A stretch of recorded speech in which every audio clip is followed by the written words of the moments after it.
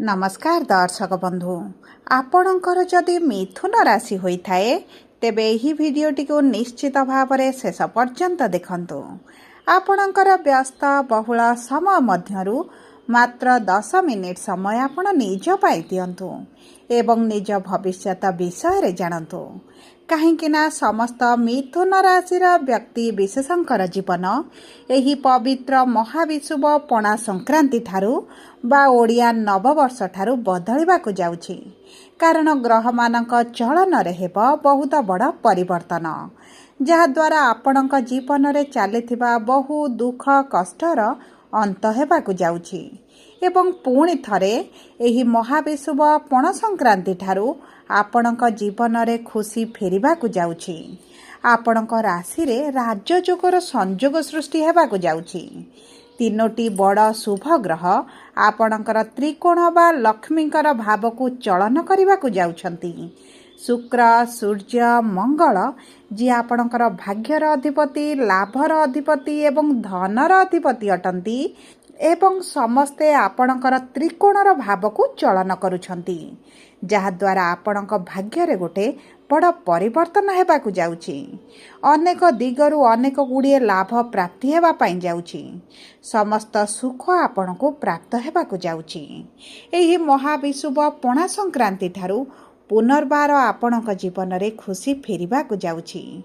तेबे एबे आसंतु जानिबा एही पणा संक्रांति ठारू कौन बड़ परिवर्तन हेबार अछि।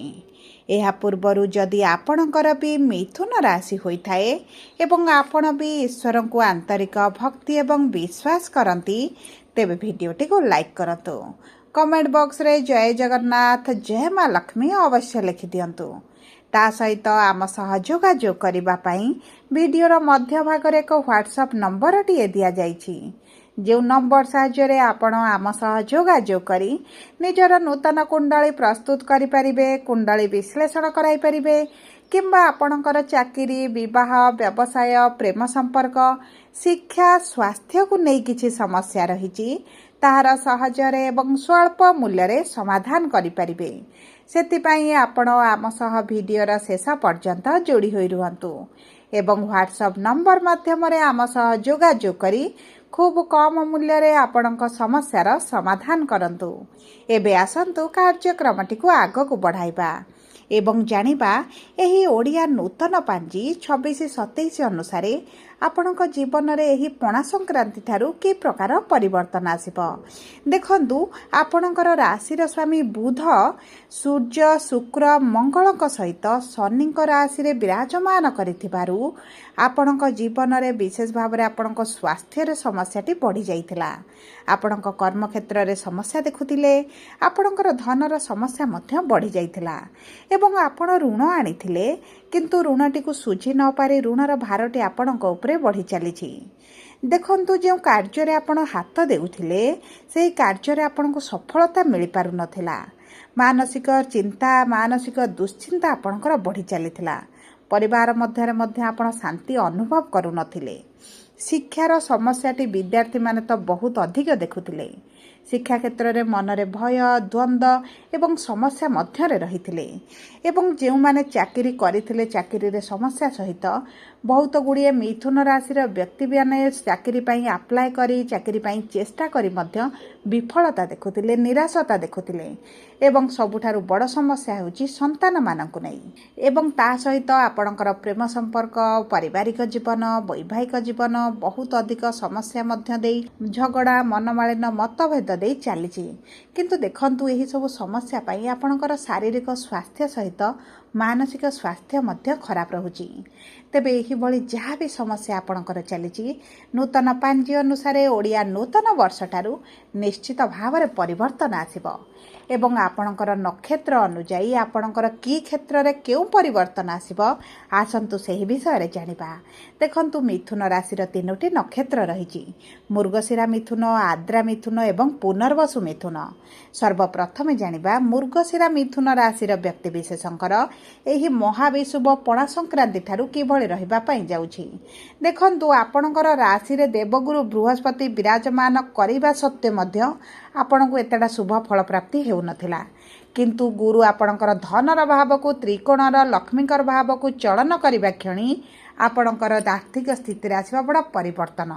ता सहित देखु आपणकर नक्षत्राधिपति जेहेतु मंगल अच्छी एवं मंगल आपणकर कर्मर भाव में दशम भाव में विराजमान करपणकर एकादश भाव को गोचर करेंगे स्वराशि रे आपणकर आर्थिक स्थिति निश्चित भाव में शुभ परिवर्तन देखिए एवं आपणकर जो अर्थर समस्या बढ़ी जदि आप चाकरी क्षेत्र में समस्या देखुं चाकरी प्राप्त हो नाला तेबे यही पणा संक्रांति परठारु चाकरी अप्लाई कले चाकरी चेष्टा कले निश्चित भाव में आपन को प्राप्त हेबो मन पसंदर चाकरी आपन को प्राप्त हेबो एवं आपणकर जदि पूर्वर कर्म क्षेत्र में अच्छा चाकरी रे अच्छा समस्या बढ़ुची शत्रु बढ़ुंट तेबे आपणक बाणी रे टिके नियंत्रण आणंतु कारण कर्मर गृह सूर्य मंगल एकत्र रहिले आपणक बाणी रे टिके करडता आसे आपण अधिक सत्यता कहती जो कारण पाई आपणकर समस्या गुड़िक बढ़ी जाए किंतु सूर्य जेहेतु यही पणा संक्रांति दिन लाभर भाव को जाउछंती उच्चस्थ हेबा पाई जाउछंती सरकारी चाकरी रो तो अति प्रबल जोग बनुछि जदि आपण सरकारी चाकरी पाई चेष्टा करूछंती तेबे निश्चित भाव में चाकरी होई जिवो जदि आपण प्राइवेट चाकरी पाई परीक्षा देउछंती इंटरव्यू देउछंती किबा पूर्वरु चाकरी परिवर्तन करने चाहते तेबे मध्य अति उत्तम समय आपणक रही नूतन व्यवसाय आपण यही समय मध्य विशेष भाव में पणा संक्रांति पर आरंभ किंबा आपण व्यवसाय परिवर्तन करिपारंती विशेष भाव में आपण कर्म क्षेत्र तो बहुत अधिक प्रभावित हेबो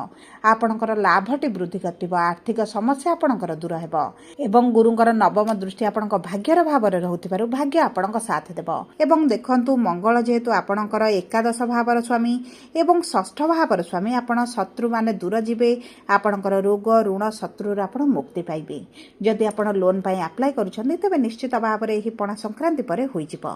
जदि पूर्वर आपण ऋण चापरे रहिछन्ती अधिकांश करज सुझिबा पाई आपण सक्षम हेबे एवं एही पणा संक्रांति परे आपणकर अधिकांश करज मध्ये आपण सुझि पारिबे एवं आपणकर परिवार मध्ये कर्म क्षेत्र जे शत्रु वृद्धि घटिछन्ती से माने मध्ये नाश जिबे एबे आसंतु जानिबा किपरि रहिबा आद्रा मिथुन राशि व्यक्ति विशेषकर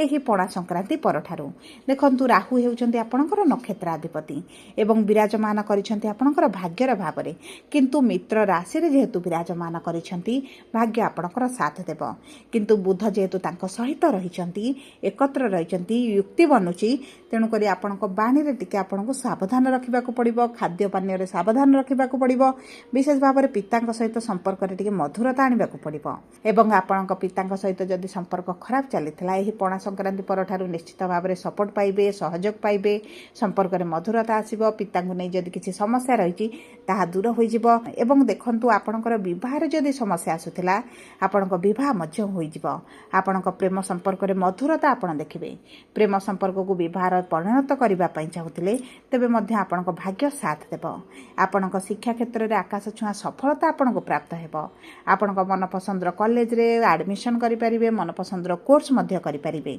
संतानक क्यारियर को नै जदि चिंता रछन्ते तेबे आपणकर चिंता दूर हेबो आपणक जीवन साथींकर क्यारियर जदि अप डाउन आसुची क्यारियर किछि ना किछि जदि समस्या रहुची ताहा दूर होई जिवो आपणकर एही पणा संक्रांति परे बा एही ओडिया नूतन वर्ष ठारू आपणकर आयटी अधिक रहबा व्यय आपणकर कमिबो एवं एही समय मध्य रे आपणकर अर्थ संचय मध्य वृद्धि घटिबो जदि आपणकर किछि अर्थ को केंद्र करी कार्य गुडिक अधारे रहिची एवं आपण किछि कार्य करि पारु नथिले तेबे सेही कार्य गुडिक संपूर्ण होई जिवो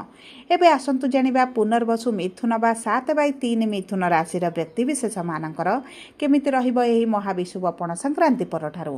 देखंतु गुरु हेउचंती आपणकर नक्षत्राधिपति विराजमान करिसंती आपणक राशि रे विवाह पई अति प्रबल जोग बनाउछंती क्यारियर रे आपणको उच्चम क्यारियर रे आपणको उत्तम सफलता मध्य प्रदान करिवे स्वास्थ्य रे आपणकर पूर्वरु जे समस्या रहितला ताहा दूर होई जिवो आपणको खाद्य पानी ऊपर आपणको टिके दायित्व नेबाको पड़िबो नते गैस डाइजेशन रे समस्या बड़ी समस्या आपणकर देखा दे पारे एवं एही समय मध्य जदि आपणक वैवाहिक संपर्क रे किछिटा समस्या चलीची ताहा दूर होई जिवो आपण जदि पार्टनरशिप रे किछि कार्य करंती आपणको सफलता प्राप्ति हेबो एवं आपणकर जदि दैनंदिन रोजगार रहिछि तेबे मध्य सेतिरे रोजगार रे वृद्धि घटिबो जो व्यक्ति माने विदेश जीवा पई चाहुतिले विदेश जीवा पई आपणकर बहुत भलो समय रहिछि एवं सबुठारु बड़ कथा हेउछि आपणक जदि कोर्ट कचेरी केस रे किछि फसी रहिछन्ती सेतुर आपण बाहर जिबे जान भूमि घर किछि जदि क्रय करिबा पई चाहुछन्ती तेबे मध्य एही पणा संक्रांति परठारु उत्तम समय आपणक पई रहिबो आपणकर अर्थ खर्च किछिटा आपण निज पई मध्य କରିପାରନ୍ତି।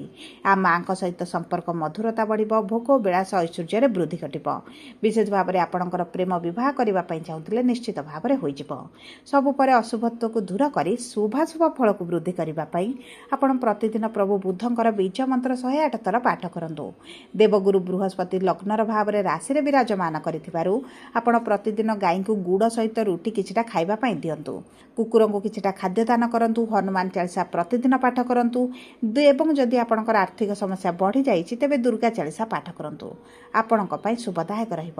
ଯଦି ଆପଣଙ୍କର ମିଥୁନ ରାଶି ହୋଇଥାଏ, ଭିଡ଼ିଓଟି କିଭଳି ଲାଗିଲା କମେଣ୍ଟ ବକ୍ସରେ ଲେଖି ଜଣାନ୍ତୁ। ଯଦି ପ୍ରଥମ ଥର ଆମ ଚ୍ୟାନେଲକୁ ଆସିଛନ୍ତି, ଚ୍ୟାନେଲଟିକୁ ସବସ୍କ୍ରାଇବ୍ କରନ୍ତୁ। ପାଖରେ ଥିବା ବେଲ୍ ଆଇକନକୁ